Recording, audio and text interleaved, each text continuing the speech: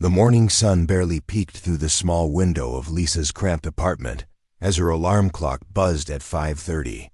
She rolled out of bed, her body aching from yesterday's double shift at the Grandview restaurant. The fancy place paid better than most, but the hours were brutal.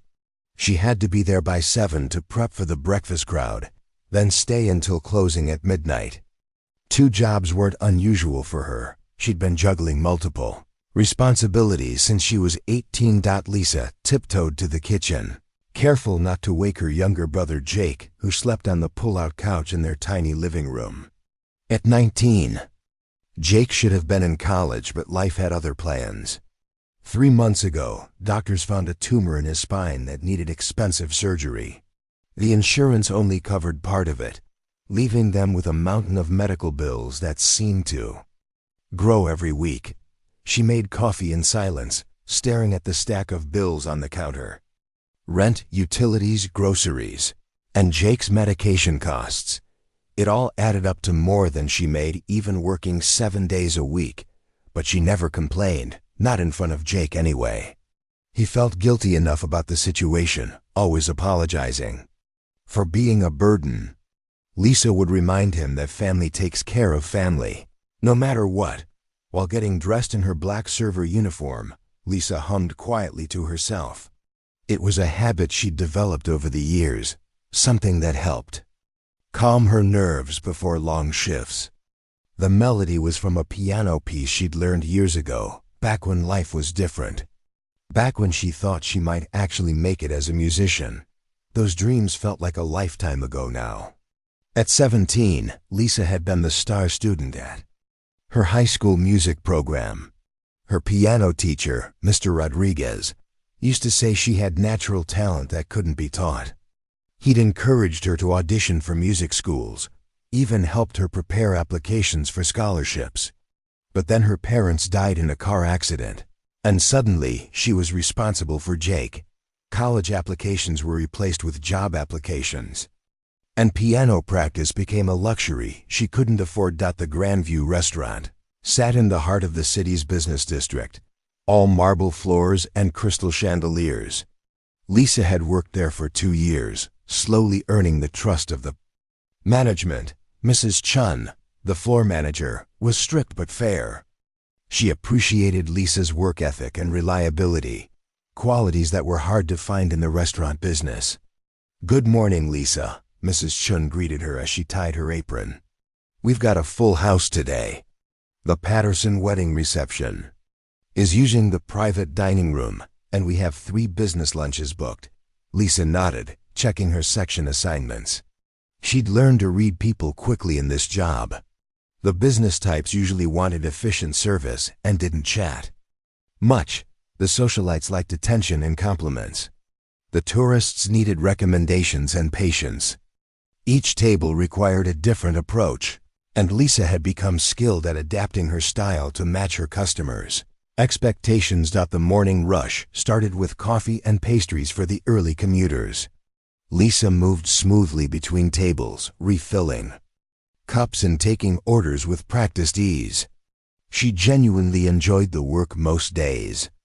There was something satisfying about making people's dining experience pleasant, even if it was just serving them breakfast. Around noon, the lunch crowd arrived.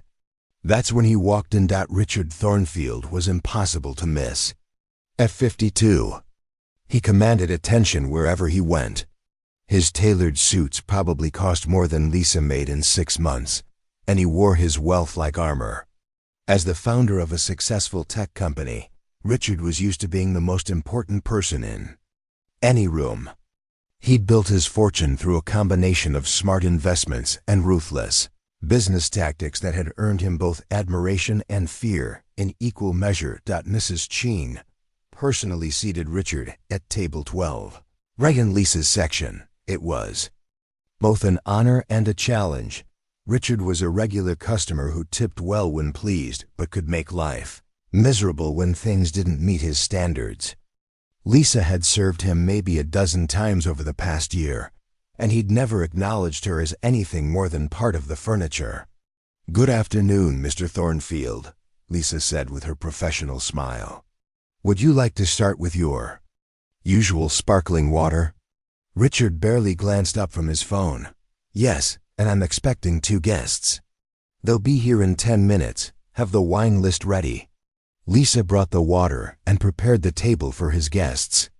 As always, Richard treated her like she was invisible, talking on his phone about business deals worth millions, while she arranged silverware and glasses. She'd grown used to it. Rich people often acted like service staff weren't real people. It came with the territory. His guests arrived exactly on time. 2 other wealthy businessmen who spoke in numbers Lisa couldn't imagine. They discussed stock prices and company acquisitions, while Lisa took their orders and served their food. She moved quietly around the table, refilling glasses and clearing plates, essentially invisible to their conversation. That's when the accident happened. Lisa was refilling Richard's wine glass when his phone rang. He gestured dramatically while answering, and his elbow bumped into Lisa's arm just as she was pouring the wine. A few drops of red wine splashed onto the sleeve of his expensive white shirt, barely visible unless you were looking for it. The reaction was immediate and completely out of proportion to the minor incident. "Are you kidding me?" Richard shouted, loud enough that other diners turned to stare. "This shirt costs more than you make in a month." Lisa's face burned with embarrassment. "I'm so sorry, sir. I can get some club soda right away, and I'll be happy to pay for dry cleaning." "Pay for it?" Richard laughed harshly. "You have no idea what this shirt is worth. This is completely unacceptable." His business associates looked uncomfortable, but neither said anything to defend Lisa. She stood frozen, holding the wine bottle. Feeling the eyes of the entire restaurant on her, Mrs. Chun hurried over, trying to smooth things over. "Mr. Thornfield, please accept our sincerest apologies. We'll take care of the cleaning costs, of course, and your meal is complimentary today." But Richard wasn't interested in reasonable solutions. He was enjoying the power he held over Lisa, the way he could humiliate her in front of everyone. This wasn't about the wine stain. It was about putting someone he saw as beneath him in their place. "This is exactly why people like this shouldn't be working in quality establishments," he said loudly. "No attention to detail, no respect for other people's property." Lisa wanted to disappear. She'd been working in restaurants for years and had dealt with difficult customers before, but this felt different. This felt personal and cruel in a way that went beyond normal customer complaints. She mumbled another apology and escaped to the kitchen, where she fought back tears of anger and humiliation. Mrs. Chun found her there a few minutes later. "Don't let him get to you," she said quietly. "Some people think money gives them the right to treat others badly, but the damage was done." Richard Thornfield had made it clear exactly what he thought of Lisa and people like her. As she watched him leave the restaurant, still complaining loudly about the service, Lisa couldn't shake the feeling that this wasn't over. She'd seen that look in his eyes before, the look of someone who believed they'd been wronged and wanted revenge. What Lisa didn't know was that Richard's anger went far deeper than a few drops of wine on his shirt. In his mind, she represented everything he despised about people who didn't know their place in the world. And he was already planning how to teach her a lesson she'd never forget. Richard Thornfield sat in his corner office on the 40th floor, staring out at the city skyline. 3 days had passed since the incident at Grandview Restaurant, but his anger hadn't cooled. If anything, it had grown stronger. The wine stain had come out of his shirt easily enough, but the memory of being embarrassed in front of his business partners burned in his mind. Like a brand, he'd built his empire by never letting anyone get away with disrespecting him. In the tech world, reputation was everything. Show weakness once, and competitors would circle like sharks. Richard had clawed his way to the top by making sure everyone knew exactly where they stood in relation to him. And that waitress, Lisa, he'd learned her name from Mrs. Chun, had made him look foolish in front of people whose opinions mattered. Richard picked up his phone and dialed the restaurant. Mrs. Chun answered on the second ring, her voice professionally cheerful. Grandview Restaurant, this is Mrs. Chun speaking. This is Richard Thornfield. I want to discuss catering arrangements for a private event. Mrs. Chun's tone became even more accommodating. Richard was one of their biggest customers, and his business connections brought in other wealthy clients. Of course, Mr. Thornfield, we'd be delighted to cater your event. What did you have in mind? I'm hosting a dinner party at my home this weekend. 30 guests, all very important people. I need your absolute best service. Richard paused, letting his next words carry extra weight. And I specifically want that waitress Lisa to be part of the serving team. There was a brief silence on the other end. Mrs. Chun probably remembered the wine incident, but she was too professional to question a customer's request directly. I'll make sure Lisa is available for your event, Mr. Thornfield. Should I send our head chef to discuss the menu with you? That won't be necessary. I trust your judgment on the food. Just make sure everything is perfect. And remember, I want Lisa there specifically. She made quite an impression on me the other day. After hanging up, Richard leaned back in his leather chair with a satisfied smile. Phase 1 of his plan was in motion.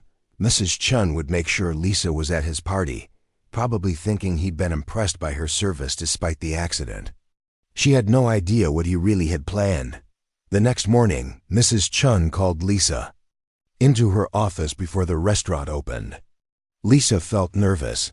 Being called into the manager's office was rarely good news in the restaurant business.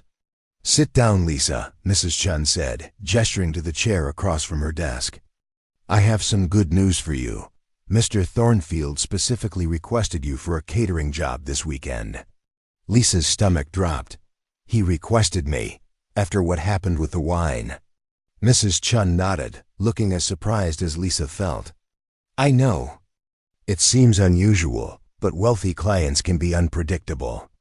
Maybe he was impressed by how you handled the situation. Either way, it's a big opportunity. The job pays double overtime, and Mr. Thornfield always tips generously for private events. The extra money would help with Jake's medical bills, but Lisa couldn't shake the feeling that something was wrong. Why would Richard specifically ask for her after humiliating her in front of the entire restaurant? It didn't make sense. What kind of event is it? Lisa asked. A dinner party at his mansion. 30 guests, all very wealthy and important. You'll be working with 2 other servers from our team, plus the kitchen staff. It's this Saturday evening. Lisa wanted to refuse, but she couldn't afford to turn down the extra money. Jake's next treatment was scheduled for the following week, and they were still short on the payment. She swallowed her pride and nodded. Okay, I'll do it. Meanwhile, Richard was busy preparing for his party. He'd invited 30 of the most influential people in the city: tech executives, real estate moguls, politicians, and socialites. These were people who controlled millions of dollars and could make or break careers with a single conversation. Richard walked through his mansion's main entertainment room, checking every detail. The dining table was set with his finest china and crystal. The lighting was perfect, casting a warm glow over the expensive artwork on the walls. And in the corner, positioned where everyone could see it clearly, sat his pride and joy. Vintage Steinway grand, piano worth more than most people's houses. That piano would be the centerpiece of his revenge. Richard had done his research over the past few days. A casual conversation with the restaurant owner had revealed an interesting detail about Lisa. Years ago, she'd mentioned studying piano during her job interview. The owner had thought it was nice that she had cultural interests despite her humble background. Perfect. Richard's single quotes S plan was beautifully simple. He would wait until the evening was in full swing, when all his guests were relaxed and enjoying themselves. Then he would announce that their waitress was a pianist and insist she play for everyone's entertainment. He could already picture the scene: Lisa in her cheap uniform, fumbling through some basic tune while his sophisticated guests watched in amusement. It would be the perfect way to show everyone the difference between their world and hers. She would be exposed as the pretender she was, trying to claim some connection to high culture when she clearly belonged in the service industry.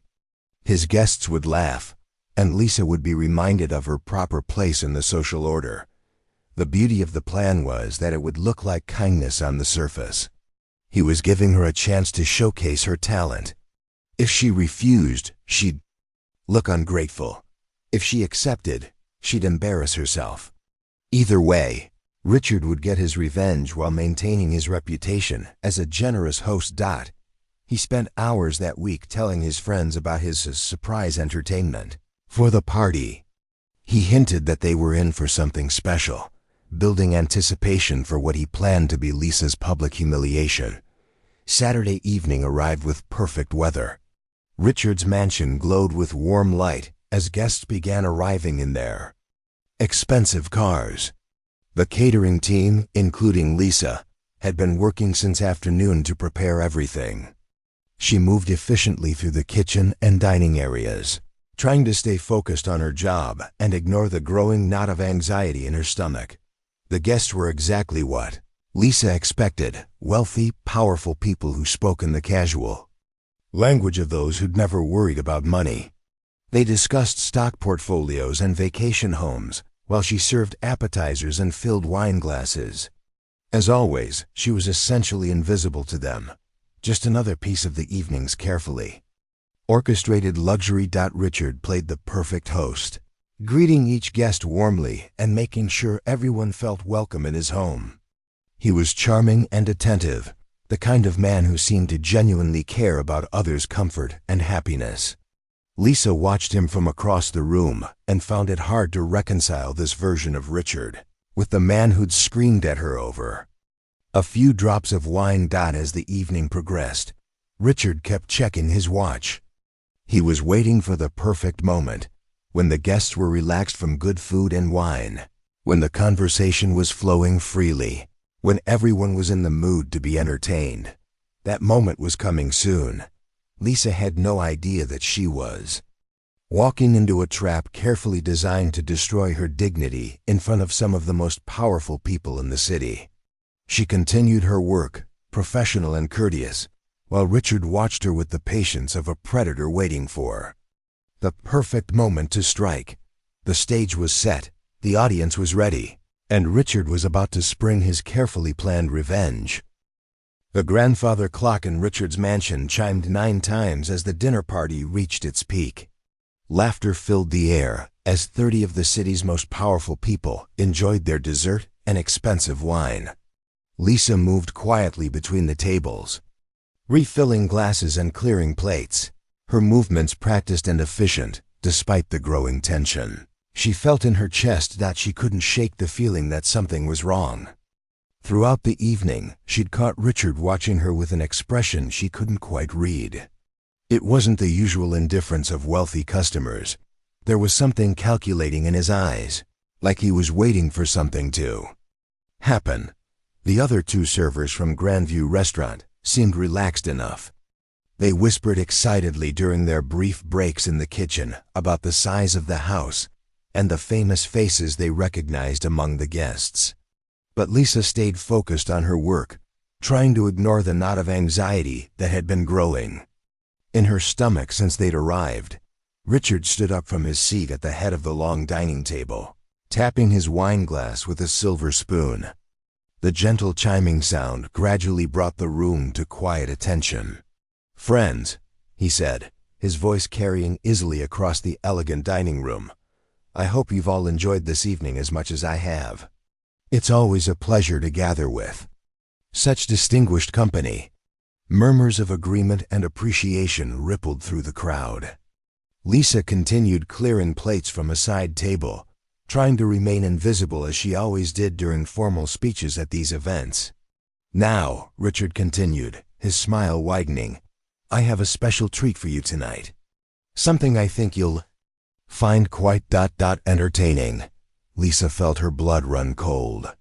The way he emphasized that last word sent warning signals through her entire body. She looked up from the plates she was stacking to find Richard's eyes fixed directly on her. "It turns out," Richard said, his voice taking on a tone of mock excitement, "that our hard-working waitress here is quite the accomplished musician." The room fell silent. Every single person turned to look at Lisa, who stood frozen with a stack of dirty plates in her hands. She felt the heat rise in her cheeks as 30 pairs of eyes focused on her with curiosity and amusement. "Oh, how wonderful!" exclaimed Margaret Whitmore, the wife of a prominent banker. "What instrument do you play, dear?" Lisa's mouth went dry.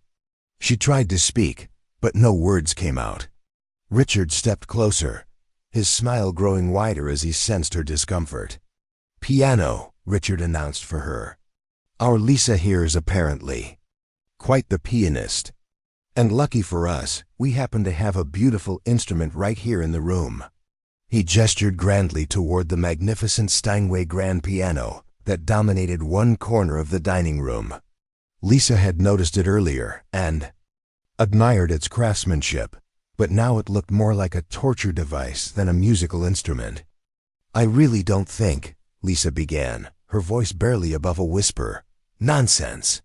Richard interrupted, his tone falsely encouraging. "Don't be modest. I insist you share your talent with our guests. We're all lovers of music here." The guests began to murmur among themselves, some clapping politely while others exchanged amused glances. Lisa realized with growing horror that they thought this was planned entertainment. They had no idea she was being set up for humiliation. "Please." She tried again. "I'm here to work." "I shouldn't." "Come now," said Theodore Banks, a real estate mogul who controlled half the downtown district. "We'd love to hear you play. It's not often we get such personal entertainment at these gatherings." "Yes, do play something for us," added Victoria Sterling, whose family owned a chain of luxury hotels. How exciting to discover hidden talent. Lisa looked desperately toward the kitchen, hoping to catch the eye of one of her co-workers who might help her escape this situation. But they were busy with cleanup duties and hadn't noticed what was happening in the dining room. Richard moved closer, his voice dropping to a tone that only Lisa could hear. "You wouldn't want to disappoint my guests, would you? They're very important people. It would be terribly rude to refuse their request." The threat in his words was clear. These were the kind of people who could make life very difficult for someone like her. A bad word from any of them could cost her not just this job, but any hope of working in the city's upscale establishments. Lisa set down the plates with trembling hands. Her heart was pounding so hard she was sure everyone in the room could hear it. She hadn't played piano in front of anyone for years, not since her high school recitals. Even then, she'd only played for supportive audiences who wanted her to succeed. "I'm really not prepared," she said, making one last attempt to escape. "I don't have any sheet music, and I haven't practiced." "Oh, sheet music is for amateurs," Richard said with a dismissive wave. "Surely someone with your background can play something from memory." The way he said background made it clear what he really thought of her social status. Several guests chuckled at his comment, not understanding the cruelty behind it. Lisa walked slowly toward the piano, each step feeling like she was walking to her own execution. The magnificent instrument sat waiting, its polished black surface reflecting the crystal chandelier above. She could feel 30 pairs of eyes following her every movement. "Take your time, dear," called out Margaret Whitmore. "We're in no rush." But Lisa could hear the barely concealed amusement in the woman's voice. They were expecting a show, just not the kind they thought they were going to get. They probably assumed she'd stumble through chopsticks or some simple tune that would confirm their beliefs about the musical abilities of the working class. Richard positioned himself where he could see both Lisa and his guests' reactions. His expression was one of barely contained anticipation. He'd planned this moment perfectly, and now he was about to watch it unfold exactly as he'd imagined. Lisa sat down on the piano bench, her work uniform feeling suddenly very obvious against the elegant surroundings. The black and white keys stretched out before her like a challenge she wasn't sure she could meet. Her hands shook as she placed them in position. The room held its collective breath. Some guests leaned forward in their chairs, curious to see what would happen. Others exchanged knowing looks, already preparing to be politely entertained by what they assumed would be an amateur performance. Richard's smile was triumphant. Everything was going according to plan. In a few minutes, Lisa would be thoroughly humiliated. His guests would be amused by the spectacle, and the natural order of things would be restored. She would learn her place, and he would have his revenge. For the wine incident, Lisa closed her eyes for a moment, trying to calm her racing heart. Images flashed through her mind, her old piano teacher Mr. Rodriguez encouraging her, the countless hours she'd spent practicing in the music room after school, the dream she'd once had of performing on stages like this one. Those dreams felt like they belonged to someone else now. The girl who'd once imagined herself playing Carnegie Hall was gone, replaced by a woman who worked double shifts to pay her brother's medical bills. But as her fingers found their position on the keys, something stirred deep inside her, a memory of who she used to be and who she might have become. The room waited in expectant silence. Richard's trap was about to be sprung, and Lisa was completely at his mercy. She took a deep breath, knowing that whatever happened next would change everything. Lisa's fingers trembled as they hovered over the piano keys. The silence in the room was so complete she could hear her own heartbeat pounding in her ears. 30 pairs of eyes watched her expectantly, waiting for what they assumed would be an amateur performance that would provide polite entertainment at best. Richard stood behind her, his arms crossed and a satisfied smirk on his face. He could practically taste his victory. In his mind, he was already imagining Lisa stumbling through some simple children's song, while his sophisticated guests exchanged amused glances. The perfect revenge for someone who had dared to embarrass him. But as Lisa sat there, something unexpected began to happen. The familiar feel of the piano keys under her fingertips awakened memories she had buried deep inside her heart. She remembered being 15 years old, sitting at the old upright piano in her high school music room, completely lost in the music she loved so much. Mr. Rodriguez had always told her that real music came from the soul, not from technical perfection. Feel the emotion first, he used to say, and let your fingers follow your heart. Lisa closed her eyes and took a deep breath. For just a moment, she forgot about the hostile audience, forgot about Richard's cruel plan, forgot about her uniform and her bills and all the reasons she didn't belong in this elegant room. For just a moment, she was that 17-year-old girl again, the one who believed music could change the world. Her fingers found the keys. The first notes that emerged from the Steinway were soft and tentative, like a question being asked in the darkness. Lisa began with Chopin's Nocturne in E-flat major, a piece she had learned by heart years ago. The gentle melody floated through the room, instantly recognizable to anyone with classical music education. Several guests shifted in their seats, suddenly paying closer attention. This wasn't what they had expected at all. As Lisa's confidence grew, so did the power of her performance. Her fingers moved with increasing assurance across the keys, each note perfectly placed and beautifully shaped. The simple melody began to reveal layers of complexity and emotion that most people never heard in this familiar piece. Richard's smug expression began to falter. This wasn't going according to plan. Lisa's eyes remained closed as muscle memory took over.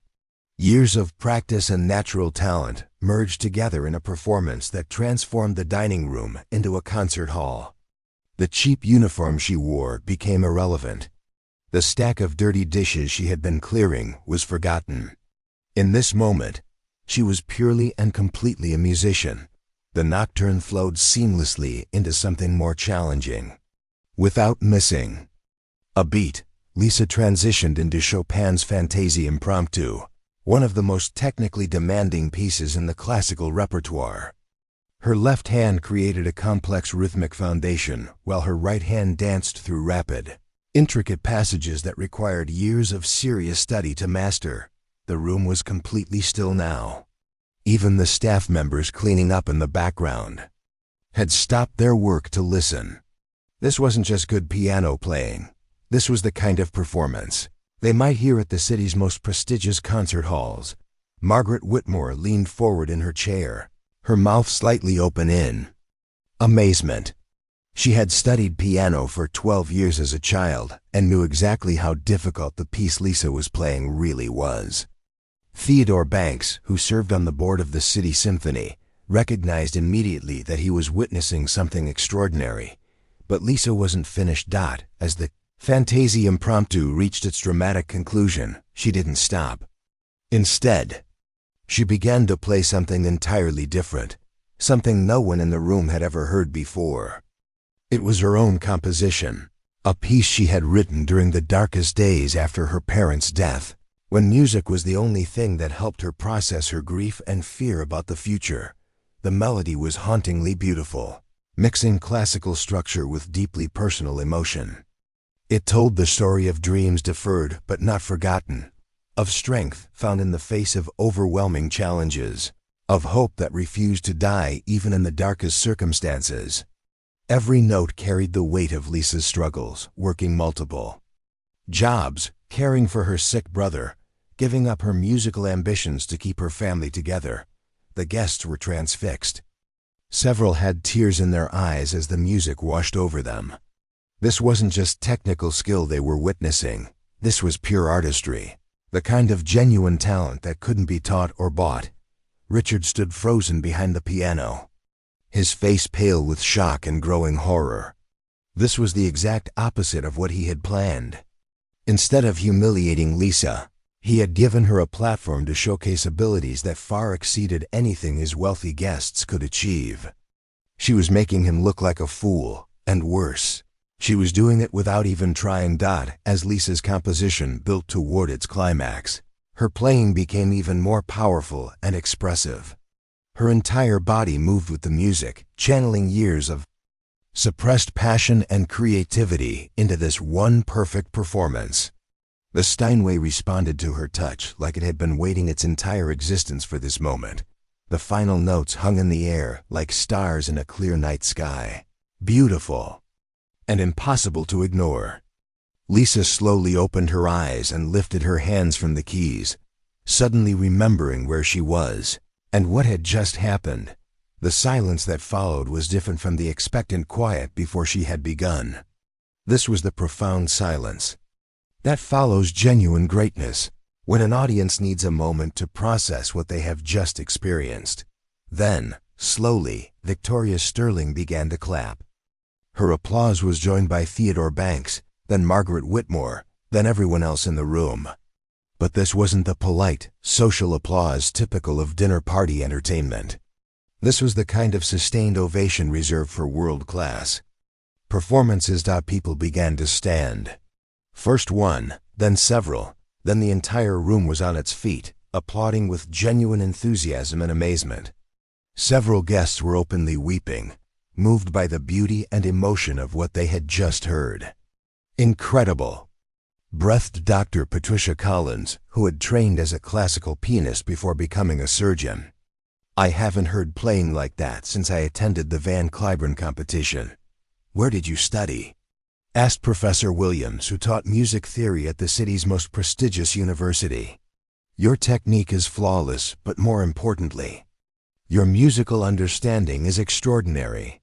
Lisa sat at the piano bench, overwhelmed by the response. She had almost forgotten what it felt like to share her music with others, to see the impact it could have on people's hearts and minds. For the first time in years, she remembered why she had fallen in love with piano in the first place. Richard remained frozen in place. His carefully planned revenge completely backfired.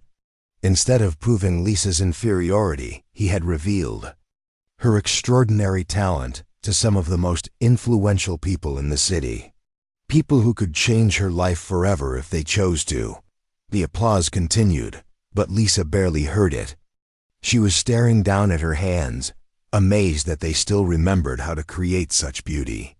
For a few precious minutes, she had been her true self again, not just a waitress struggling to survive, but an artist with something meaningful to offer the world. Everything was about to change, and both Lisa and Richard knew it. The applause seemed to go on forever. Lisa sat at the piano bench, still trying to process what had just happened. Her hands rested motionless on the keys as the sound of genuine appreciation filled Richard's mansion. This wasn't the polite clapping she was used to hearing at the end of restaurant background music. This was something else entirely. Dr. Patricia Collins was the first to approach the piano. As a former classical pianist herself, she recognized true artistry when she heard it. Her eyes were still damp with tears as she reached Lisa. "My dear," she said, her voice filled with emotion, "that was absolutely extraordinary. I haven't been moved like that by a piano performance in 20 years. Where on earth did you train?" Lisa looked up, still dazed by the evening's events. I mostly learned on my own. My high school music teacher helped me, but I never went to conservatory or anything like that. Self-taught?"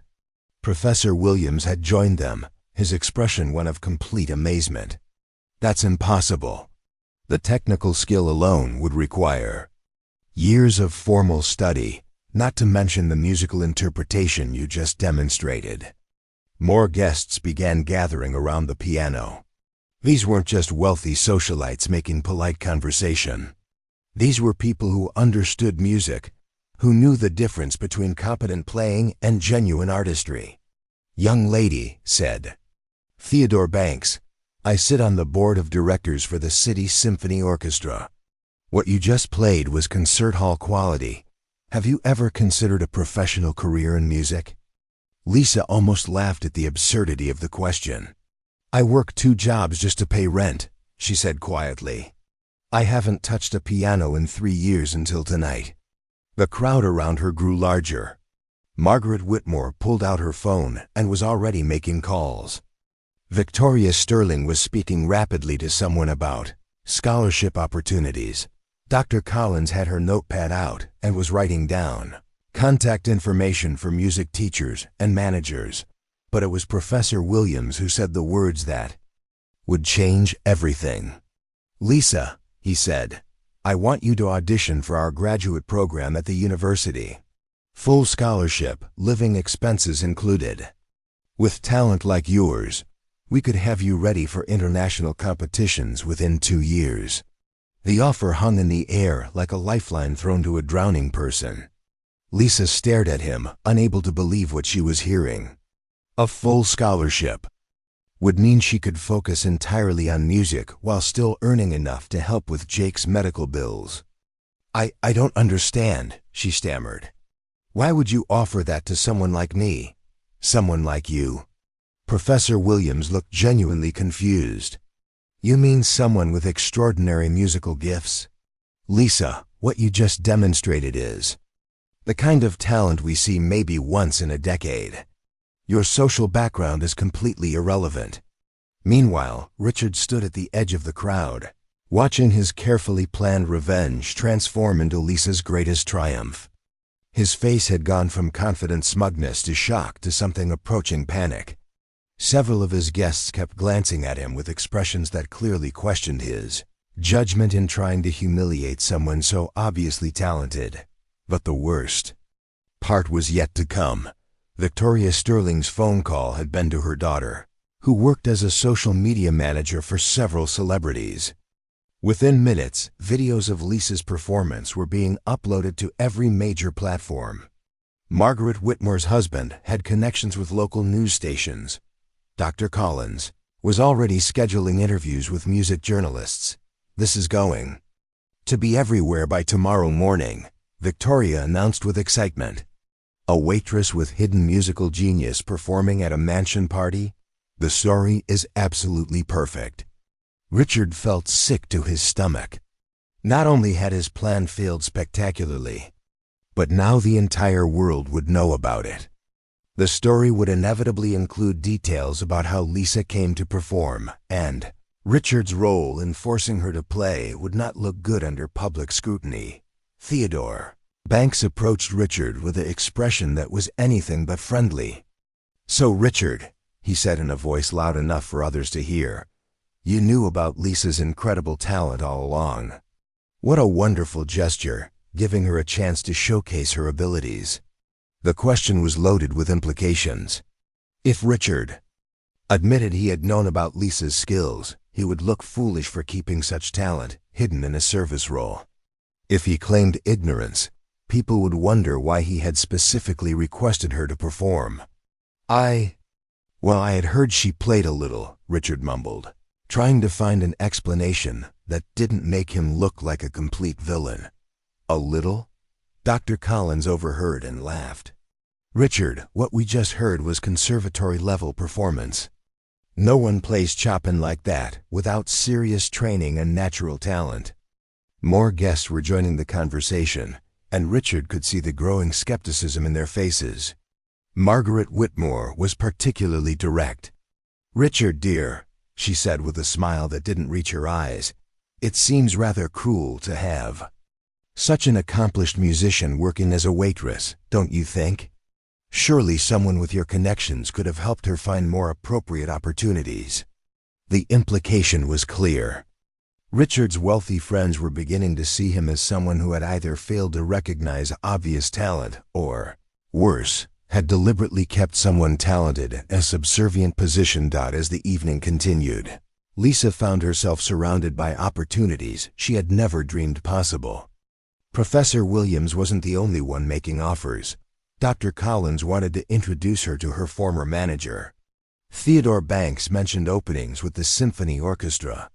Victoria Sterling offered to host a fundraising concert to support Lisa's musical education. "But what about my brother?" Lisa asked.